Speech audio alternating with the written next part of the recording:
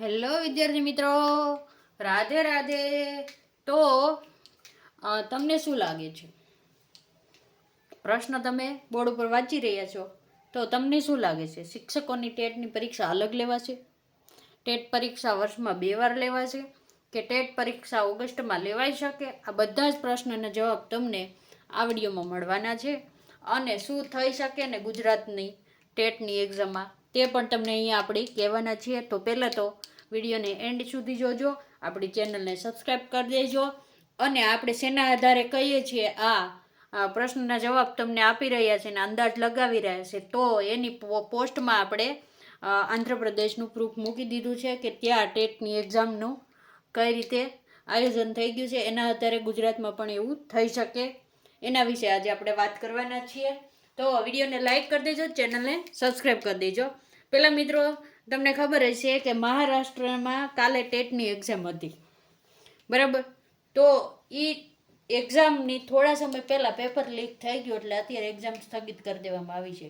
તો તમે આ વર્ષમાં જુઓ ને તો ખાલી 5 થી 7 તો પેપર લીક થઈ જ ગયા છે. પહેલાં નીટનું થયું, હવે મહારાષ્ટ્રમાં ટેટનું પેપર લીક થઈ ગયું છે. તો અત્યારે એ કાલે પેપર હતું એ તે સ્થગિત કરી દેવામાં આવશે. હવે તો શું શિક્ષકોની ટેટ 1 પરીક્ષા અલગ લેવાશે? એંધણ એવા દેખાઈ રહ્યા છે. તમને જે પ્રશ્ન એ લખ્યો છે ને એનો જવાબ છે કે હા, એવું બની શકે. શું કામે આપણે એવું કહી રહ્યા છીએ? તો કે આપણે છે ને 2-3 રાજ્યના આપણી પાસે થોડા ડેટા અને ન્યૂઝને આપણે જોઈએ છે ને, એના આધારે આપણે કહી શકીએ. પહેલાં તો તમને ખબર છે કે તમિલનાડુના સીએમ વિજય થલાપતિ એણે શું કીધું હતું? હમણાં ટેટ ફરજિયાત કરી સુપ્રીમ કોર્ટે કે વર્ષમાં 2 વાર ટેટ લેવાની છે, એવું કર્યું. એટલે તમિલનાડુમાં શું કહેવામાં આવ્યું હતું કે શિક્ષકોની ટેટનું સત્વરે આયોજન કરવામાં આવે ને અલગ લેવાની વિચારણા કરવામાં આવે, બરાબર? તો અલગની વાત ચાલી રહી હતી, બરાબર?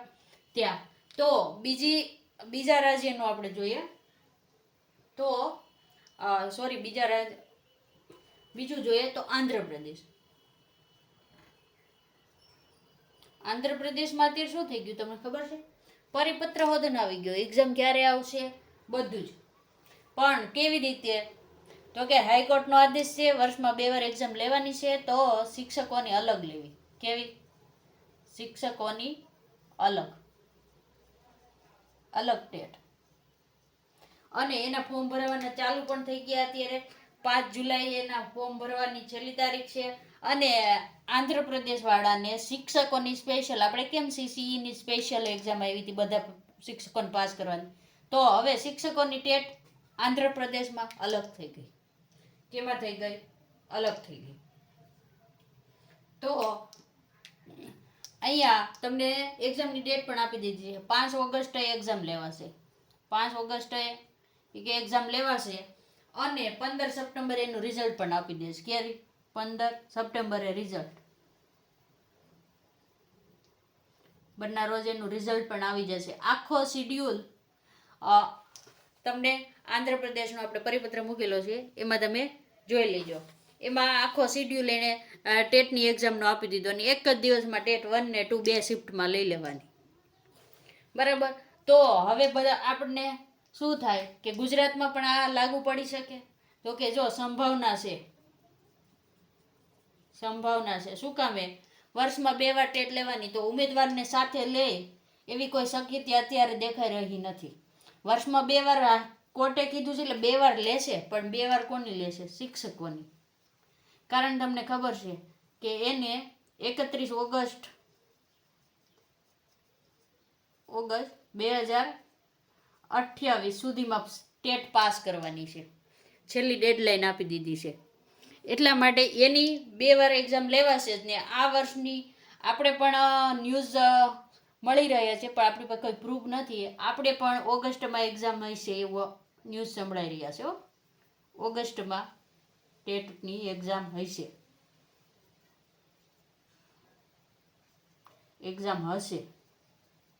અથવા લેવાશે એવા ન્યૂઝ આપણને પણ મળી રહ્યા છે, પણ આપણી પાસે હજી કોઈ પાકું પ્રૂફ નથી શિક્ષકોની અલગ લેવાશે કે નહીં.